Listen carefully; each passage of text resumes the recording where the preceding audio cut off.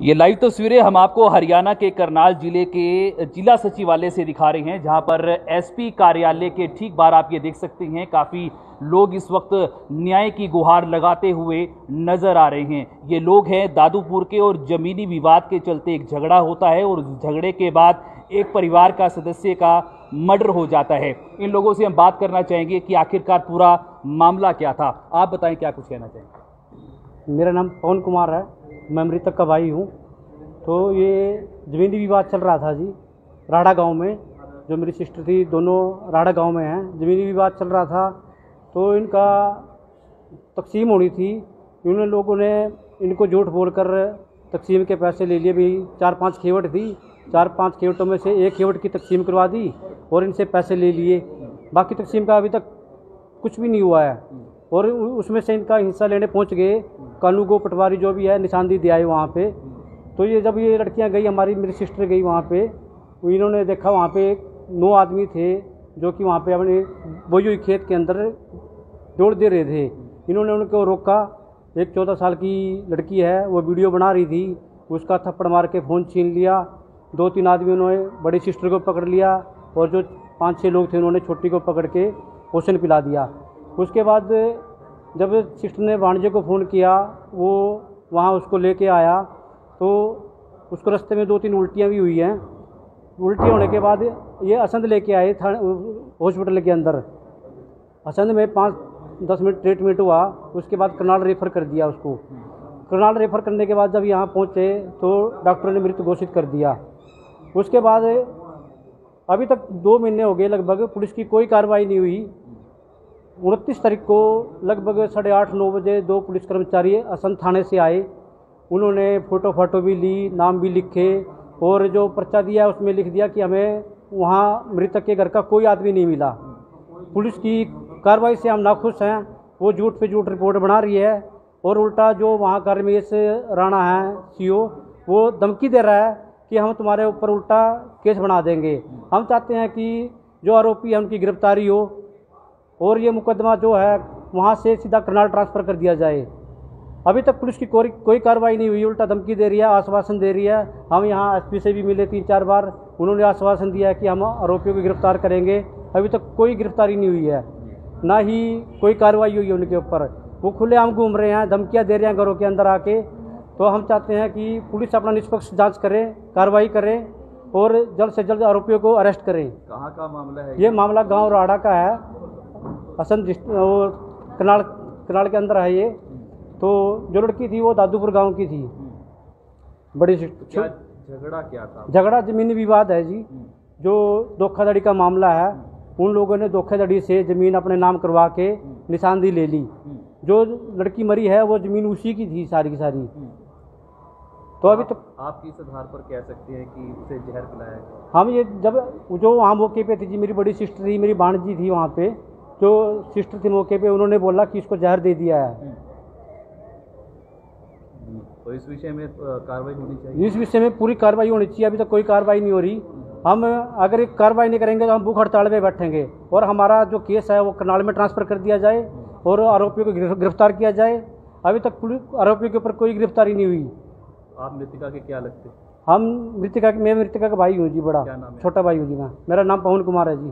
तो ये पवन कुमार हैं, मृतिका के भाई हैं। गांव दादूपुर का मामला है, राड़ा में जो लड़की की शादी होती है। कुछ महिलाएं भी हमारे साथ जुड़ी हुई हैं, इनसे भी बात करना चाहेंगे। ये मृतिका की बहन है, क्या कुछ कहना चाहेंगे, क्या पूरा मामला था? जी हमारा ज़मीन का रोड़ा था जी। ज़मीन का रोड़ा था जी। हम खेत में गए, खेत में डोड़ो लग रहे थे, वहाँ काटने माना रोकते भी हैं, टाए भी हैं। तो वहाँ नहीं हटे जी, मारे गला खूब हाथापाई करी ना। अस तो जी हाथापाई कर दे जी। 2-3 जने ने मैं पकड़ी, 5-6 जने ने मेरी बहन दबोच रखी थी। आपके परिवार के? मेरी बहन थी, मेरे इनके चाचे ताऊ के लड़के हैं जी। अच्छा। हाँ जी। तो अब पुलिस में कोई सुनवाई हो रही है? नहीं जी, कोई कार्रवाई नहीं हो रही पुलिस में।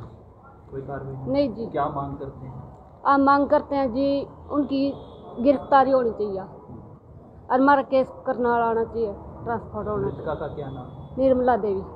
क्या विवाद, क्या जमीनी विवाद? जमीन का रोड़ा था जी हमारा।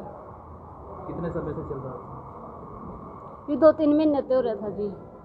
तो आप ये देख सकते हैं फिलहाल जो परिवार के लोग हैं वो काफ़ी ज़्यादा घबराए हुए हैं, सहमे हुए हैं। एडवोकेट कविता हमारे साथ जुड़े हुए हैं, इनसे भी बात करना चाहेंगे। मैडम, क्या कुछ कहना चाहेंगे, क्या पूरा मामला है?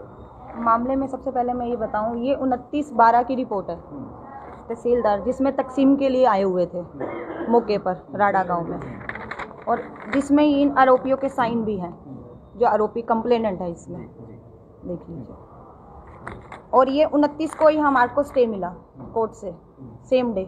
सबसे पहले तो इन्होंने तकसीम करी, और इसे तकसीम तो करी इनलीगली, उसके बाद ये कंप्लेनेंट आरोपी दिख रहे हैं क्लियर, क्योंकि ये साइन कर रहे हैं तो मौके पर थे।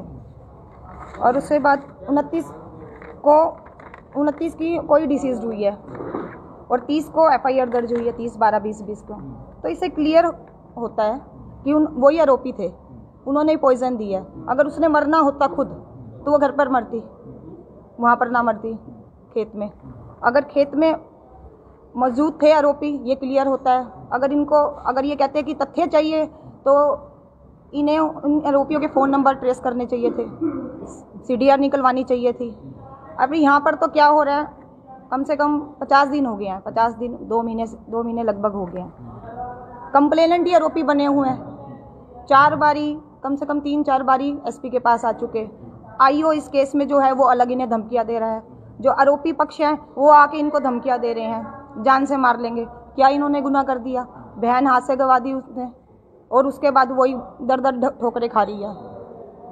तो कहाँ का इंसाफ है?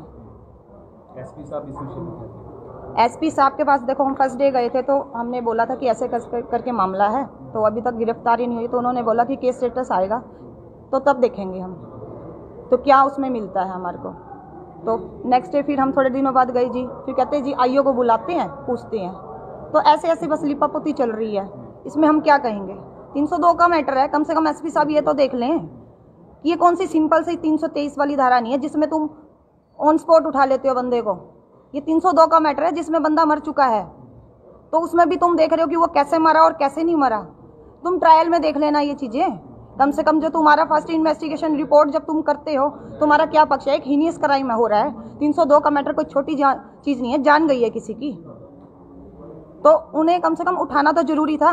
ट्रायल बता देता वो निर्दोष है या क्या है, या तो फिर FIR दर्ज ना करते। ये 302 में 302, 328 हीनियस क्राइम लगाए हुए, आजीवन कारावास है। क्या मिल रहा है हमें? क्या मिल रहा है? और उसके बाद कमी न्यायिक की लगाते हैं यहाँ पर। तो पुलिस प्रशासन भ्रष्ट है। हम ये नहीं कहते कि सारे पुलिस वाले ऐसे हैं, मगर जो ऐसे हैं उनके ऊपर तो कार्रवाई की जाए, उनके ऊपर तो कार्रवाई करनी जरूरी है। और उसके बाद हम SP के पास जाते हैं और SP जी भी हमारे को ऐसे तसल्लियाँ दे। हमें तो नहीं लगता ये इसमें काम सही हो रहा है। हमारी ये मांग है, एक तो ये करनाल ट्रांसफ़र किया जाए इस केस को, और दूसरा आरोपियों को गिरफ्तार किया जाए तत्काल प्रभाव से। क्योंकि आरोपियों को गिरफ्तार करना इसलिए ज़रूरी है क्योंकि आरोपी आए दिन उन्हें धमकियाँ दे रहे हैं। तो मुझे तो नहीं लगता कि कहीं ना कहीं सेफ भी हैं। और तो और जो भी आरोपियों के पास ज़रूरी दस्तावेज हैं, जैसे पासपोर्ट आदि, इनके सारे जब्त किए जाएं। क्योंकि कोई पता नहीं, 2 महीने हो गए अभी तक अरेस्टिंग नहीं हुई। क्या पता अगर ये बाहर जाएंगे तो हम कहाँ से इन्हें ढूंढेंगे। तो हमारी प्रशासन से यही रिक्वेस्ट है कि इस केस को करनाल में ट्रांसफ़र किया जाए और आरोपियों को गिरफ्तार किया जाए, और साथ में SIT गठित करके इसको CID के अकॉर्डिंग इसकी इन्वेस्टिगेशन हुई। तो SIT गठित यहाँ पर होनी चाहिए। कविता से हमारी बात हुई है। मैडम, आप क्या कहना चाहेंगे इस विषय में? सर, मैं ये कहना चाहूँगी कि पुलिस इतना स्लो काम ना करे कि आरोपी खुद ही मरने को तैयार हो जाएं। एक को मार दिया है, बाकी ये खुद ही मर रहे हैं। इनको अपने जो गांव है राड़ा, यहाँ करनाल आने में कम से कम भी 2 से 3 घंटे का समय लगता है। ये तो खुद ही मर जाएंगे, पूरा दिन पूरी रात आते हैं। 20 बारी आके चक्कर काट चुके हैं। इतने इनके पास फाइनेंशियली स्ट्रॉन्ग नहीं है कि हर रोज़ वहन करें इन चीज़ों को। और अगर इस तरह से आरोपियों की अगर गिरफ्तारी नहीं होगी तो आरोपी दूसरी भी किसी बुरी घटना को अंजाम दे सकते हैं, क्योंकि उनके हौसले बुलंद हो जाएंगे कि हमने एक काम किया था, हमारी कोई गिरफ्तारी नहीं हुई। उनके पास पैसा है, उनके पास सिस्टम है, इंसान है, उनके पास मैन और मनी दोनों पावर है। उसी पावर का वो फिर से आवाज़ उठाएंगे, फिर से समाज के अंदर इस तरह की हिंसात्मक घटनाएँ होंगी तो तत्काल प्रभाव से पुलिस में इसको फेयर इन्वेस्टिगेशन करनी चाहिए, आरोपियों को गिरफ्तार करना चाहिए। और जहाँ तक बयान है कि एफएसएल की रिपोर्ट आने के बाद हम कुछ करेंगे, तो मेरे एसपी साहब से भी गुहार है कि एफएसएल की रिपोर्ट को जल्दी मंगवाया जाए। और जो प्राइमरी एविडेंस है, जो सर्कमस्टांसेस शो होते हैं, मैं बीइंग ए वकील ये बात कह रही हूँ कि जो प्राइमरी सर्कमस्टांसेस है वो शो करते हैं कि वो आरोपी हैं। बाकी तो जुडिशरी का काम है, जुडिशरी डिसाइड करेगी कि वो आरोपी हैं या नहीं है। आप अपनी फेयर इन्वेस्टिगेशन कीजिए और आरोपियों को गिरफ्तार कीजिए। ये तस्वीरें हमने आपको दिखाई हैं हरियाणा के करनाल जिला सचिवालय की, और आप ये देख सकते हैं परिवार वाले बहुत ज़्यादा सहमे हुए हैं। एसपी साहब से बात करने के बाद यही बात सामने निकल कर आई है कि एफएसएल की जो रिपोर्ट है उसके बाद ही जांच होगी। जांच का विषय फिलहाल बना हुआ है। सख्त से सख्त कार्रवाई की जाएगी, जो भी आरोपी हैं उनके खिलाफ सख्त कार्रवाई की जाएगी। अपडेट हम आपको देते रहेंगे, आप बने रहिएगा करनाल स्टूडियो।